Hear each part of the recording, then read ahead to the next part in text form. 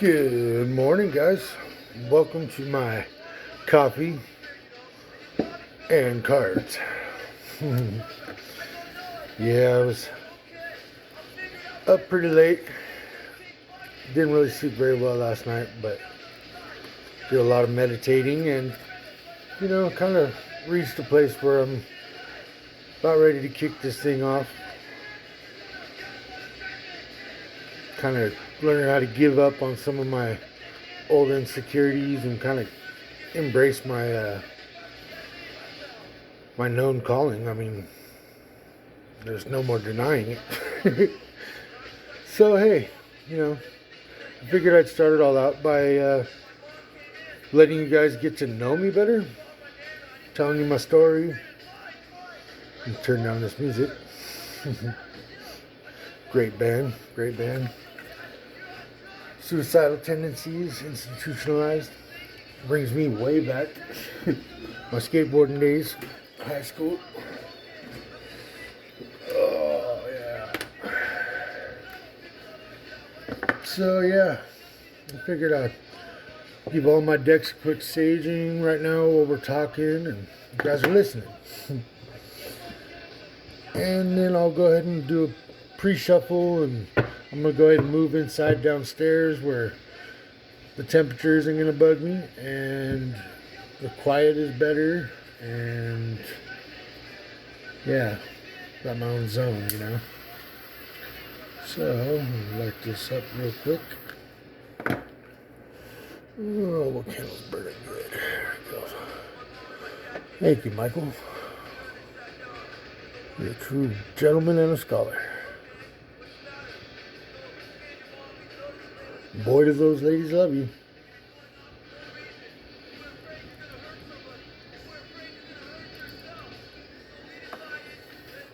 Alrighty. Let's go ahead and move them around. Yep, a good friend of mine, Dharma, just broke open her Decameron deck there the other night, or last night I think it was, or night before. No, it was, yeah, night before last. Anyways, I love that deck. Oh my god, it's so adult. It's definitely comes with the strict R rating, if you know what I'm saying. Okay, it's pretty X rated. Yeah, me and my girlfriend had a good time going through that deck, I tell you.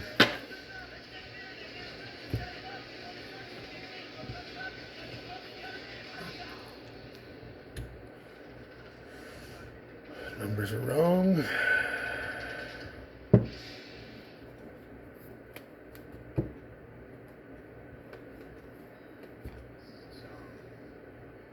There we go.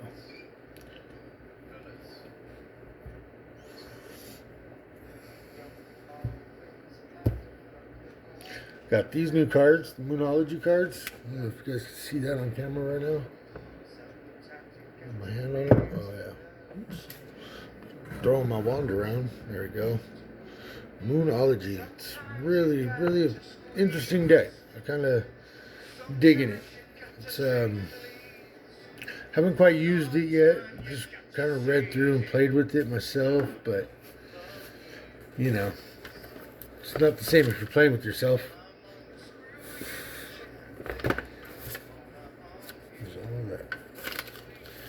Sorry, clearing out my space too. I'm saging myself. Oh, you guys checking out my beginning of quarantine painting that I started and still haven't quite finished. That's the original, right? I can't show. I'll show you guys later. All my little trinkets and trash and collectible audibles, another painting I did. Alright, sorry about the shit camera right now. I'm having a lot of technical difficulties lately with my computer and microphone. So, I'm going to be working on that the next few days as well. Okay, thank you, Tenacious D. Good morning. I wanna fuck you hard. Gotta love Jack Black.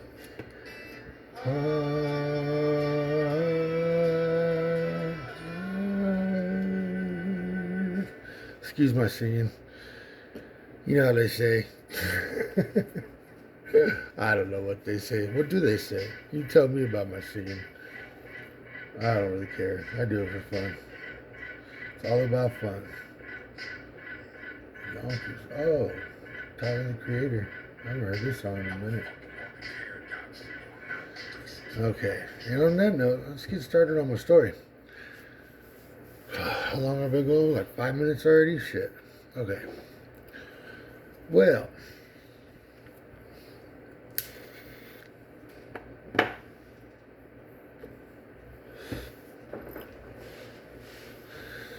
my lineage, my family.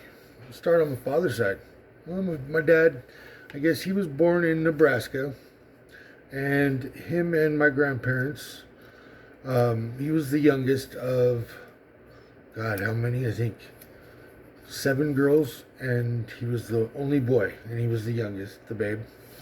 And he came over from Nebraska with my grandparents as they were trying to move closer to Mexico, and they wanted to retire out there, and they had big plans. They were actually part of a whole bunch of like rescue and reliefs for sea animals, and they really put so much into the little communities down in the Baja California, specifically Bahia de Los Angeles. And yeah, so they moved down to Fresno, and they had a business going in Merced, California. That's where I was born and raised, ironically. Anyhow, so they had a business there in a small airplane, and they would fly back and forth from Fresno to the airport, which was right outside where their business was. So my dad was living in Fresno as well, and my mom and dad met in Fresno. But before I get that far, my grandpa and grandma. My grandmother was American Indian and English, or Caucasian, I guess. I'm not quite sure what my great grandma was. But my great grandpa Harmon was 100% Native American, or American Indian. Of course, he's Native. And my grandpa was British, English, and Irish. And he, I think he was pretty much of descent there from Nebraska. And I'm not sure how they ended up. Well, I know how they met. I remember reading it in my grandma's obituary when the story of when my grandpa and grandma met each other, and he vowed that day, and they were together. I shit you not, like a love story for, what was it, 60 years, I think they were married before he passed. God, yeah, he was young. He was 20. And I think he was like 83, so they were married, oh God, a long time. Anyhow, so therefore my dad was created. On my mother's side, she was born in France. My grandfather, or my papai, or Pepe, however your culture would say it, he was half German and half French, and in the French military.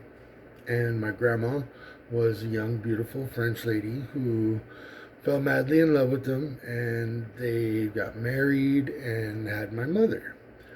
And when my mother was about, I want to say, she was about 8 or 9, and he was in the military still, and he went off on duty and actually went missing in action.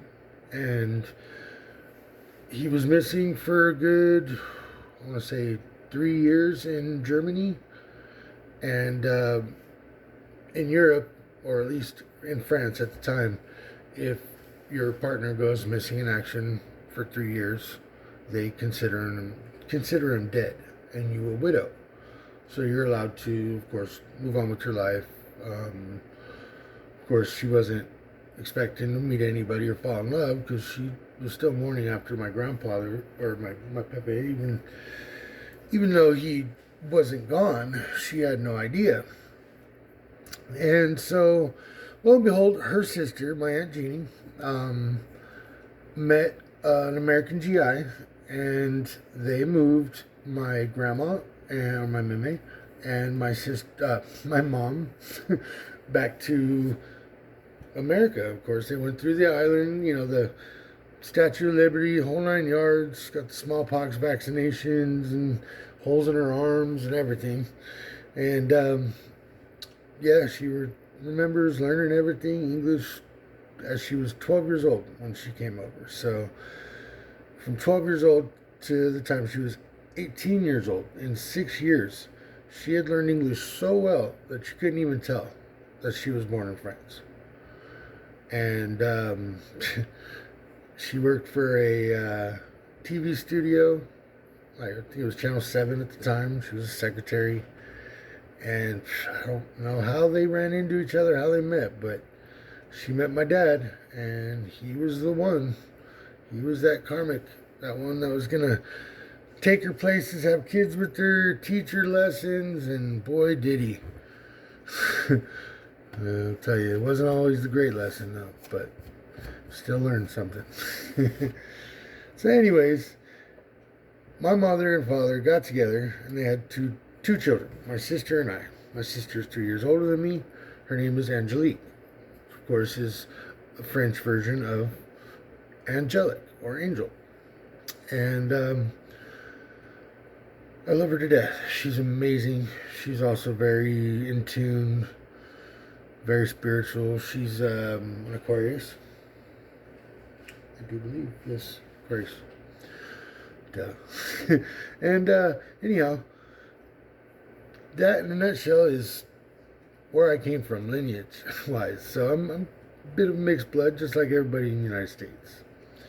But moving on. Growing up, everybody they kind of tell you that some people are old-souled. They like to say, I don't know, it's a weird old saying in my book, because I don't think souls age. I think souls are endless. Energy is endless. I think what they're really trying to say is you have knowledge of somebody far older than you, and a way of displaying it that shows a maturity much further than you should have as a child. Well, I believe energy is very much how do I say it? It's truth. It's the only thing I can have faith in. Not because of my experiences, not because of science, not because of a Bible, but it's the only thing that I know I can't see with my eyes necessarily, but I can feel with every bit of my essence, and I know it's there, and I know it works, and it's eternal, like souls. So, moving on, I used to be told a lot that I had an old soul, but I believe I was reincarnated, of course. No, I'm kidding, of course. I don't mean that. Everybody has their own beliefs, and that's fine. But I do believe that energy revisits. They get second chances on the earth. Another chance to learn that lesson, to get them one step closer to the Almighty, their forefather, their all-father, I'm sorry, their chieftain, their spiritual Mecca is what I'm trying to say. And, I was kind of brought up differently, I guess you would say. Came from strong Roman Catholic background on my mom's side, of course, because in France, everywhere you go, there's cathedrals, and it's all basically Catholic based.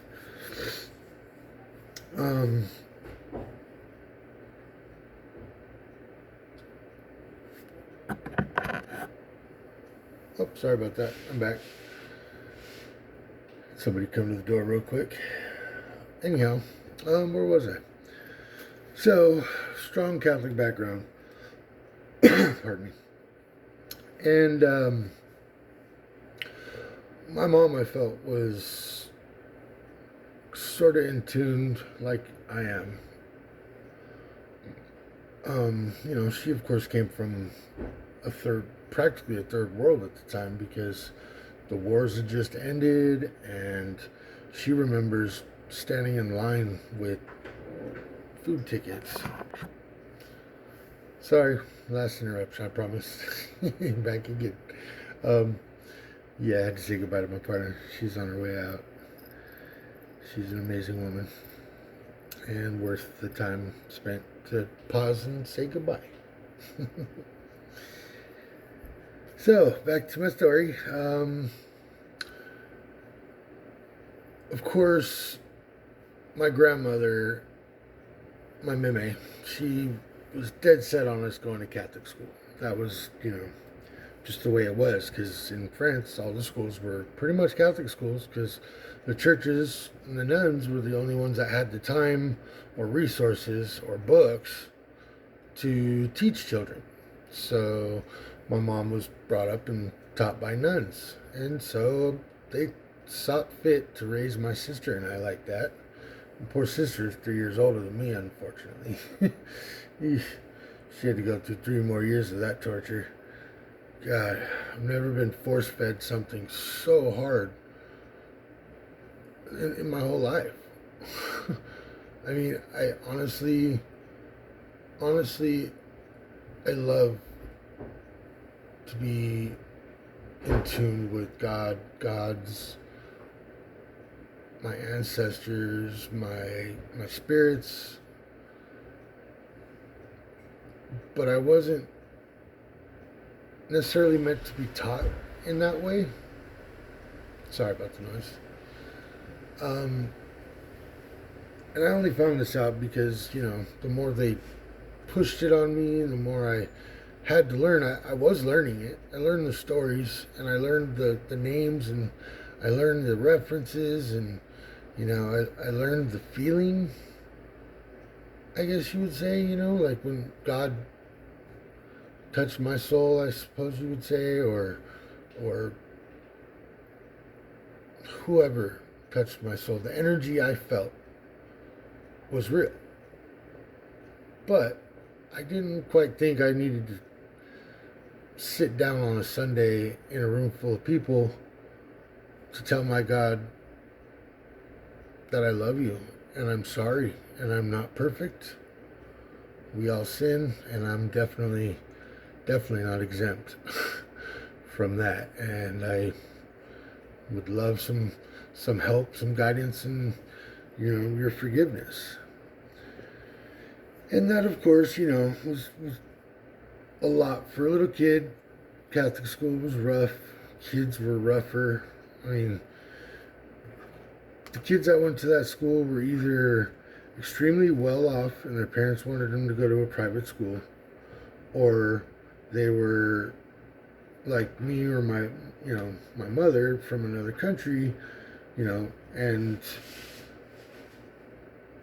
most likely Hispanic, because they too are strong in their Catholicism. Anyhow, I never really felt like I fit in there, just like I never really felt like I fit in most places growing up. I was raised by all women, because when I was about 2 years old, my dad decided he was going to take a hike and was gone, and mom's was like hardcore European woman. She said, I don't care, gone, bye, deuces, don't let the door hit you, where that good Lord split you. And sure enough, he was gone for till I was about 11. And my mom, my beautiful grandmother, my beautiful aunts, my beautiful sister was only 3 years older than me, but back then times were different. I'll tell you, I remember being babysat at a very young age by my sister. who used to pick on me and dress me up, put makeup on me, beat me up, and then blame me for beating her up. You know, everything big sisters do to little brothers. Still love her to death. We definitely bonded later on in life, though. You know. So yeah, you know, we both went to this Catholic school, and I remember things like, you know, the first gang I was ever in. They called it a gang, but it was pretty much all the ugly ducklings and oddballs, the outcasts, the ones that weren't cool, hip, or you know, Richie Rich or something. And we all used to hang out in the field together and decided we were going to start a gang. And I was one of the last ones to get initiated, and of course, and the initiation was to get jumped. Well, what I haven't told you yet is that I was born awfully large. I have always been a big guy. Like, even as a kid, I was a big kid. I wasn't like overweight big. I was definitely chubby pudgy, you know, Pillsbury boy, but I wasn't like, you know, I'd walk up a flight of stairs and have an asthma attack, or, you know, be wheezing or something. I wasn't that heavy. You know, of course, I ate well. Let's just say that. My mom was fucking born in France, and my grandmother was a hell of a cook and taught my mom, and my mom's a hell of a cook, and she taught me, and now I'm a hell of a cook. Thank you, Mama. God bless you. Yeah. Shit. Where do I go from here? Anyways, first gang. I was the biggest guy. They tried to jump me in. I basically fought back, and it ended fast. Because I know a Gemini who won't fight back. You know, when it comes down to it. When it comes down to something that they really utterly feel is wrong, they're either going to emotionally fight it or they're going to physically fight it. So yeah, amongst that whole little gang scenario, one of my buddies, who was also in the clique, I would say, rather than a gang, because we didn't do gang shit. We were in a Catholic school. His name was Mario, and Hispanic, very much so. His mom loved me to death, like right away. I always just thought I was the sweetest boy.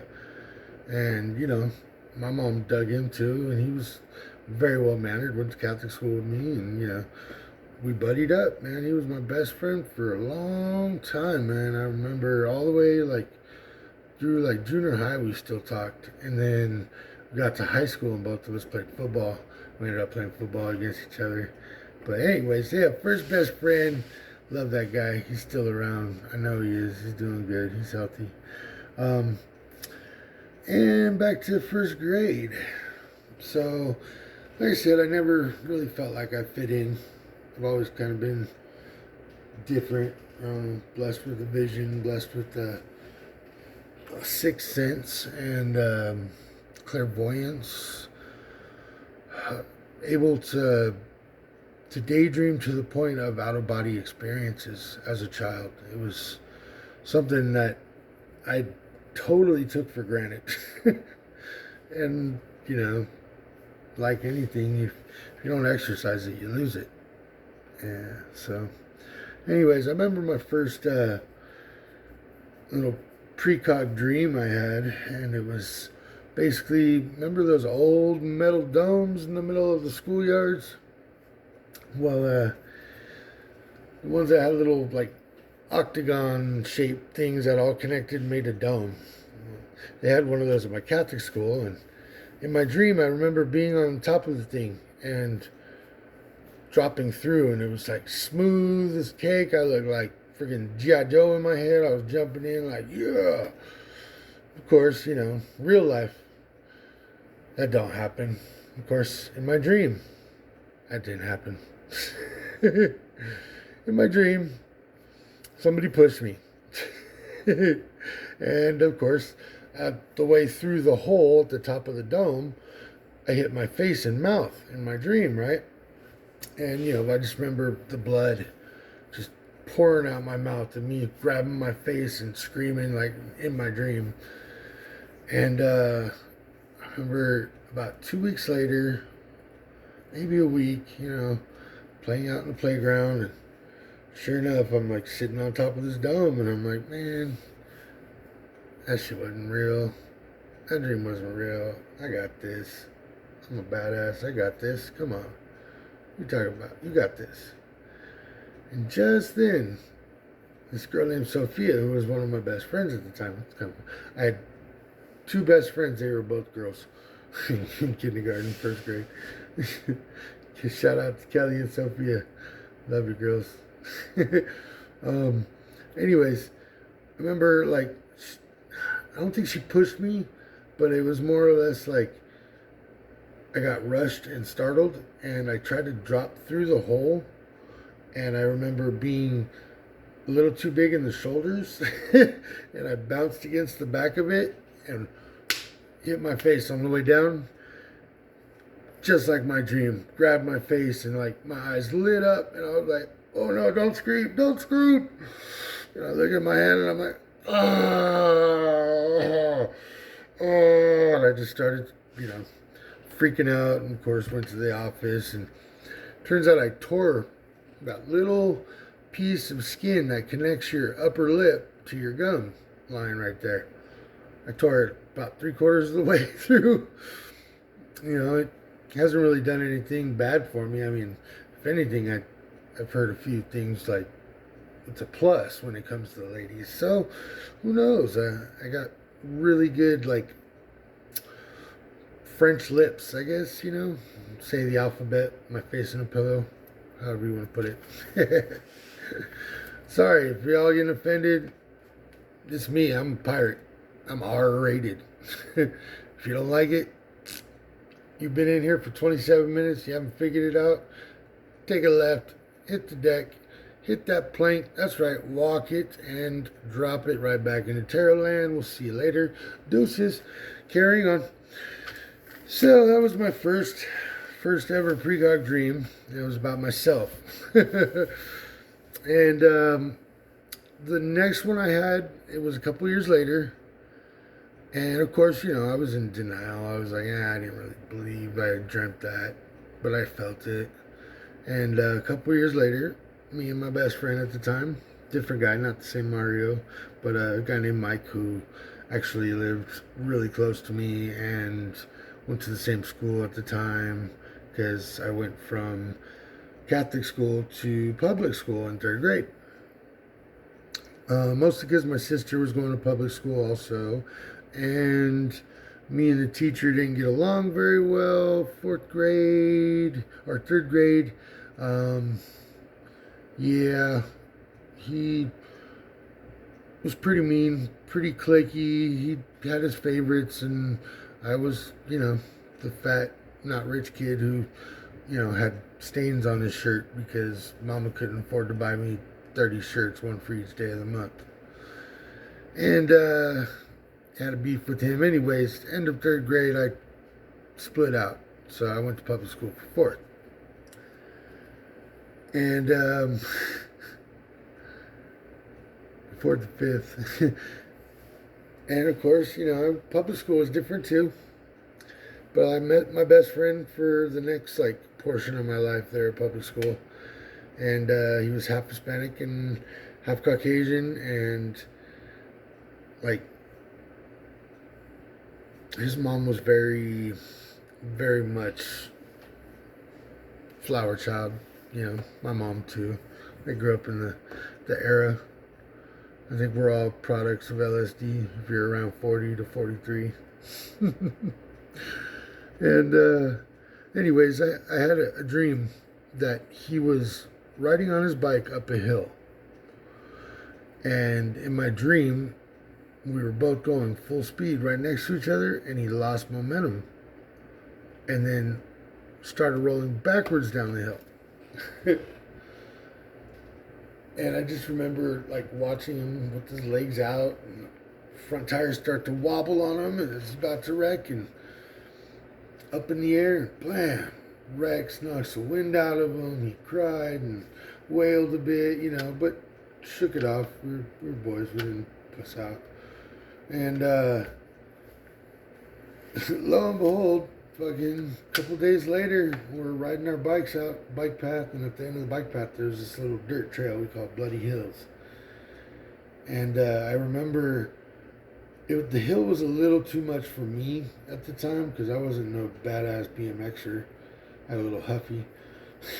And I remember just kind of pulling off to the side and letting him fucking go at it full speed. And sure enough, man, he made it all the way to the top. Just about a foot from the top. All momentum gave out.